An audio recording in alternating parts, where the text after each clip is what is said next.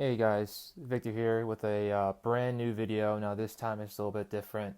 I'm not going to be holding an actual video, but I'm going to let my audio do the work for me. But this time I actually want to talk about a different fighter. He's an up-and-coming fighter here in the UFC. Now he's lost a couple, but he does have a bright future. This fighter is Tyson Pedro. He is a New Zealand Australian fighter. Now he fights out of Australia, but he was born in New Zealand itself. Now he's had a tough going around lately, losing to the likes of Ilir Latifi, Ovince St. Preux, and Mauricio Rua.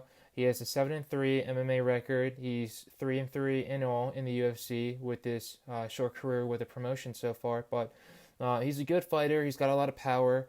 Um, 71% of his wins have been by submission, and 29% of his wins have been by KO. So, for a guy that has the amount of power that he does, he isn't known for his knockouts, but he's known for his submissions. He's a very skilled fighter, and he's a very large fighter as well. He fights in the light heavyweight division of the UFC.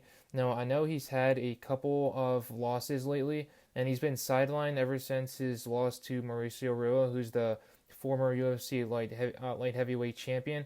After his fight with Mauricio, he ended up tearing his ACL and he had to get it fully reconstructed. So that he's been basically out since early 2019 of last year, and he still hasn't had a fight lined up. I believe he was supposed to fight a couple months ago, but something went wrong, and he's still been sidelined ever since. So basically, keep your eyes out on him, because he's going to be fighting pretty soon in the near future. But with the opponents that he's had, it does make sense why he's had some of these losses. Ilir Latifi, he's a great fighter. So is Ovince St. Preux and Mauricio Rua. All three of those fighters are veterans within the UFC. Now, he does have some pretty notable wins. Paul Craig by TKO and Khalil Roundtree as well by submission. I know those two aren't really highly touted opponents like Ilir Latifi, St. Preux, and Mauricio Rua. But then again, you just have to basically see, because he hasn't been in the UFC for too long and he's been fighting quality opponents basically from the jump. So, as you can see, even though he's had these losses, these are all quality losses, and he still has a bright future ahead of him. It's just like St. Preux said after he beat him, he's still a young guy and he still has a lot to learn in the game, and it's very, very true. He still has a lot to learn and he still has a lot to gain at the same time, and he still has a lot to gain in the near future. But I do believe he's going to be back, and if I were him, I'd take a couple opponents outside the top 15 just because of coming back from a reconstructed ACL injury. It's going to be a little bit hard for him to get back into the groove. So I'd take someone. Actually, I'd take two opponents out of the top 15, and if he were to beat those two opponents, I'd come back and fight someone within the top 10. Now I know there's a couple of guys out there that have been struggling in the light heavyweight division as well. It's one of the most stacked divisions in the UFC. But then again, it's basically the UFC is one of the most, if not the best promotion in the whole entire world. And if you do have your struggles, then you shouldn't worry at all, because, like I said, if you lose one or two, it's not going to be the end of you.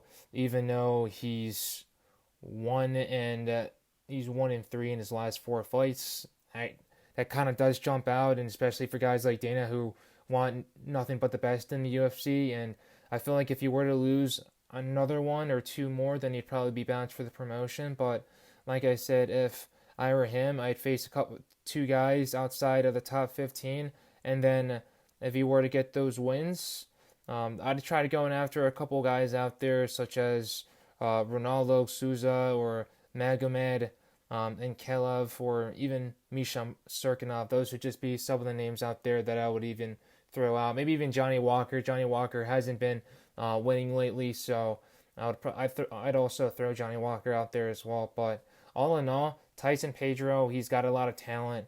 He's got a lot of power. He's good on the ground. He's also good on the feet, but definitely needs to make a couple of decisions in his career before coming back, especially from a fully torn ACL, and definitely be smart with some of the matchups that he plans on taking in the near future, just if he wants to keep his UFC career alive. But there's been a lot of people out there that have been in trouble in the UFC and have bounced back. amazingly. So he's definitely one of those guys that can do that, and he might be the next New Zealand Australian MMA champion in the future. There's a lot of guys in Australia, New Zealand of great talent. Of Mark Hunt. There's Robert Whitaker. There's Israel Adesanya. There's Dan Hooker. There's so much talent in those two countries that there's bound to be another champion in the near future. And if he keeps on grinding and learns from his mistakes, he'll definitely be one in the near future. But I appreciate you guys for watching this video and hearing me out, and I'll continue to make some in the future. Maybe a little bit like this, you never know. But just wanted to test something out different for once, and I kind of like this. But I'll keep it mixed in case I actually do decide to implement this, audio, voice, video based production. But take it easy, guys. Stay safe, and God bless you all.